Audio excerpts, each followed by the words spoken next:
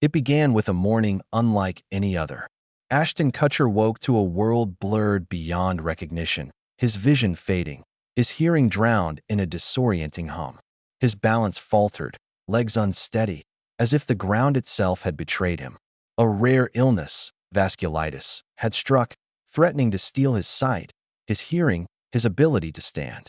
Once accused of a crime he didn't commit, grieving a child lost before birth, and reeling from a divorce that shook Hollywood, Ashton Kutcher was no longer just the charming star of romantic comedies. Behind the dazzling smile and confident stride was a man carrying hidden scars. The world saw him as a golden idol, but few knew the weight of his pain. A 13-year-old boy standing by his twin brother's hospital bed, a young man staring at police tape where love once lived, a soul lost in fame's glare, wondering if anyone truly saw him. When Demi Moore's memoir laid bare their marriage's collapse, it stripped away his fragile sense of worth. Then, when his body failed him, Ashton had to relearn how to see, hear, and walk. Through it all, one question lingered. If I fade away, will anyone remember who I really am? If you've ever smiled through heartbreak or felt invisible in a crowd, this story is for you. It's not just about a Hollywood star. It's about anyone fighting silent battles, hoping for a light to guide them home. In the winter of 1978, Cedar Rapids, Iowa, was locked in a bitter chill. Snow buried the cornfields, and icy winds howled through the cracks of a modest home. In a cramped bedroom, twin brothers Ashton and Michael Kutcher were born on February 7th. But from their first breaths, their paths diverged. Ashton arrived robust, over 10 pounds, while Michael, barely 4.6 pounds, didn't breathe at birth. This one will have to fight, the doctor warned, as their mother, Diane, wept silently. Michael's life became a relentless struggle. At 3, he was diagnosed with cerebral palsy, his childhood trapped in a fragile body. He later spoke of playground taunts, cruel names that carved wounds deeper than any physical pain.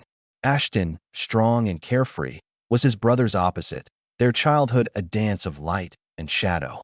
In their homestead home, with 3 bedrooms and the faint smell of toast from their father Larry's General Mills factory, the boys played in the backyard, wrestling over baseballs and laughing until they gasped. Michael's quiet smile warmed Ashton's heart. "You're slower than molasses," Ashton would tease, sprinting circles around his brother, who chased him with a grin. But in 1989, when they were 11, everything changed. During gym class, Michael collapsed on the playground, his face ashen, hands clutching his chest. "Ashton, my heart hurts," he whispered as Ashton shouted for help. The diagnosis was crushing: dilated cardiomyopathy, a heart swollen to twice its size, barely pumping. In the hospital, Diane sobbed in the hallway. Larry gripped her hand, and 13-year-old Ashton felt the world shrink to the size of his brother's hospital bed. Why him and not me? He asked himself, staring at Michael, tangled in tubes. Doctors gave Michael weeks to live without a transplant. Ashton, just a boy, broke down, offering his own heart to save his brother. "If there's a match, take mine," he told his mother. Miraculously, a donor heart arrived within 24 hours, and the surgery succeeded. But complications followed. Blood clots threatened Michael's life. Ashton sat by his side, counting each heartbeat, no longer the carefree kid he'd been. That moment seared itself into his soul, a reminder that life could vanish in an instant. Years later, as a star, Ashton would pause in interviews, eyes distant, recalling those days. "I don't know why I got to be happy when Michael had to fight for every smile," he said. Their parents' 1992 divorce, when Ashton was 14, deepened his sense of instability. Diane remarried Mark Portwood, and Ashton shuttled between homes, feeling unmoored. "I hated going home," he admitted, dreading a call about Michael's health. To cope, he turned to rebellion, stealing, drinking, reckless driving. In 1995, at 17, he was caught breaking into Clear Creek Amana High School to steal money. The court sentenced him to 3 years probation, stripping his college scholarship, National Honor Society status, and roles in choir and theater. The town that once saw him as a golden boy turned away. But that low point woke him up. "Failure taught me what it means to grow," he later said. Meanwhile, Michael defied the odds, earning a finance degree and becoming a speaker for disabled children through Reaching for the Stars. In 1995, Ashton left Iowa, carrying his scars to Hollywood, determined to rewrite his story. That on a scale of 1 to 10, how would you rate Ashton Kutcher, a man shaped by loss and redemption? Drop your thoughts below. Your comments help shape our story. Just when his childhood wounds began to heal, fame brought a new kind of pain, one that would test his heart in ways he never imagined. In 2001, at the height of his stardom, Ashton was the life of Hollywood's endless parties, his laugh echoing through late-night gatherings. Then he met Ashley Ellerin, a 22-year-old with a radiant smile and a spirit that lit up any room. They connected at a friend's birthday party, where her carefree dance pulled him in. "You're the first person who made me laugh until it hurt," she told him, her eyes sparkling. Ashton, still in another relationship, introduced her to friends, but when both were single, late-night calls turned into something deeper. On February 21st, 2001, Grammy night, Ashton called her at 8:24 p.m. "Let's hit a party after the awards," he said, her laughter crackling through the phone. "Don't be late, Kutcher," she teased, getting ready at her Hollywood Hills bungalow. Ashton, watching the Grammys with friends, didn't know a predator had been watching Ashley for weeks. He arrived at her place late, around 10:45 p.m., knocking on her door. No answer. Her phone went unanswered too. Peering through the window, he saw a red stain on the carpet. Wine from her housewarming, he thought. Her car was in the driveway, lights off. "She's mad I'm late," he muttered, leaving a voicemail apology and driving off, chuckling at the thought of her scolding him. The next morning, a friend's call shattered him. "Ashton, Ashley's gone." Rushing to the police station, he learned the truth. Ashley had been attacked just after her shower, her body found in the hallway. The red stain wasn't wine, it was blood. His fingerprints were on her door from knocking. "I was there," he whispered, tears falling. "I saw the blood and thought it was wine." Police cleared him. The timeline didn't match, but the guilt consumed him. Headlines screamed, "Ashton Kutcher's girlfriend murdered," linking him to the Hollywood Ripper. He shut down, avoiding cameras, haunted by the question, could I have saved her if I'd been on time? The case dragged on for 18 years. In 2008, DNA from a surviving victim's fingernails led to Michael Gargiulo, Ashley's neighbor, who'd stalked her for weeks. In 2019, Ashton testified, facing Gargiulo's cold stare. "I knocked. I saw blood, but I thought she was upset with me," he said, voice breaking. Ashley's father wept in the courtroom as Ashton fought tears, unable to apologize. Gargiulo was sentenced to death in 2021, but justice couldn't erase Ashton's pain. He stopped going to loud parties, avoided the street where Ashley's bungalow stood. "She was the first to dance," he said years later, voice trembling. "Now, every song reminds me of her smile and that blood." 2 years later, as Ashton tried to heal, another loss struck. In 2003, he met Brittany Murphy on the set of Just Married. Her sunny smile and warm eyes felt like a fresh start. Their on-screen chemistry spilled into real life, their red carpet appearances a fairy tale romance. But it ended quietly months later, two souls drifting apart without drama. In 2009, when Ashton was 31, news broke. Brittany, just 32, had died of pneumonia and anemia, complicated by prescription drugs. Ashton froze, staring out a window at the city they'd once shared. "She walked into a room and danced first," he later said, voice cracking. "I hold on to her light, not the darkness." He didn't cry publicly, but the loss deepened his quiet grief. Think Ashton's pain ended there? Fate wasn't done. In 2003, a new chapter began, one that would both lift and break his heart. Ashton Kutcher's name lit up headlines, not for a blockbuster role, but for a romance that stunned Hollywood. A love story with Demi Moore, 15 years his senior. They met at a party, her eyes holding a depth that stopped him cold. "She walked in, and something in me shifted," he later said. Despite the age gap, their connection was instant, defying gossip and skepticism. To Ashton, Demi wasn't a celebrity. She was a woman who'd survived heartbreak and still dared to love.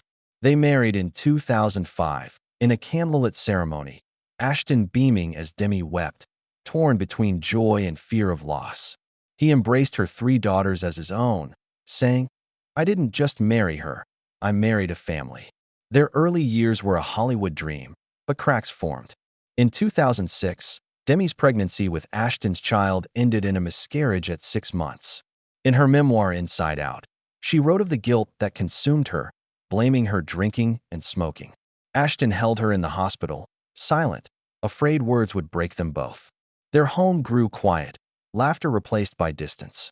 Demi, haunted by insecurity and the age gap, tried to keep up with Ashton's youth, partying, drinking, losing herself. Ashton didn't see her unraveling, assuming her strength was unbreakable. They experimented with an open marriage, including threesomes, hoping to reignite their spark. But each encounter left Demi quieter, staring in the mirror, wondering if she was enough to. In 2011, on their 6th anniversary, Ashton was filming 2.5 Men in San Diego. He texted Demi he'd be home, but instead spent the night at the Hard Rock Hotel with 2 women. Leaked photos shattered Demi. She called him, trembling. "Where are you? I gave you everything." Ashton apologized, but the damage was done. On November 18, 2011, Demi announced their divorce. Ashton moved out, carrying only a few clothes, banging the steering wheel in tears. "I broke paradise," he said. In court, they exchanged quiet thanks. Demi for his role with her kids, Ashton for their 6 years. "Divorce is a crack in your trust," he later told Esquire. "It's a failure you can't fix." The wound lingered, pushing him into solitude. After the divorce, Ashton swore off love, retreating from the spotlight. Then fate brought Mila Kunis back into his life. They'd shared a kiss on that 70s show when she was 14, but now, years later, she was no longer a kid. At a party, their laughter stretched into the night, rekindling old memories. "We're just friends," Mila said, but their connection grew. One night, as they gazed at each other, Ashton felt something he'd feared: love. Mila's ease, her ability to make him laugh without pretense, thawed his heart. "With her, I don't have to act," he said. They married in 2015, in a simple ceremony, promising to hold on. When their daughter Wyatt was born, Ashton wept, overwhelmed by love and fear of loss, but old ghosts lingered. Demi's memoir reopened wounds, painting Ashton as a betrayer. Media attacked, and Mila grew weary, their arguments fueled by his silence. "I thought you were different," she once cried. Rumors of divorce swirled, but Ashton fought for her, gardening with their kids, cooking together, rebuilding trust. "Marriage is a fight you choose every day," he said, a confession of love's cost. In 2023, Ashton and Mila faced another storm. They wrote a letter supporting Danny Masterson, their That 70s Show co-star, before his sexual assault trial. Masterson was convicted, sentenced to 30 years. The letter, meant to defend a friend, sparked outrage for insensitivity. Their Instagram apology video, "We recognize the pain we caused," felt hollow, costing Ashton his role at Thorn, the anti-child abuse organization he co-founded with Demi. "I can't let my mistakes hurt the kids we protect," he wrote, stepping down. But the deepest blow came in 2019, when vasculitis struck. Ashton's vision blurred, his hearing faded, his legs buckled. "I was blind, deaf, and couldn't walk," he recalled. The disease inflamed his blood vessels, threatening his organs. For a year, he lived in fear, relearning to see, hear, and move. Each morning, he tested his eyes, praying for light. Some days, only flickers remained. He fell trying to walk, heard only silence when Mila spoke. At night, he counted heartbeats, wondering if his kids would remember his voice. "If I don't wake up, will Mila forgive me?" he thought. Recovery was grueling, each step a fragile victory. When he saw sunlight again, he smiled, knowing life hung by a thread. Now quieter, Ashton cherishes small moments. Time with Mila, Wyatt, and son Dimitri, simple joys like gardening. "When you almost lose it all, you see what you never saw before," he said, voice low. Running the 2022 New York Marathon, he proved his survival, but the disease left a truth: some scars never heal. Ashton's story isn't just Hollywood's. It's a mirror for anyone who's smiled through pain, felt unseen, or fought to stand again. If you're breaking but still breathing, you're not alone. Like Ashton, you're learning that survival is its own victory, that light shines through the cracks. Share your thoughts below, not for pity, but to remind us we're still here, still fighting, still hoping for tomorrow.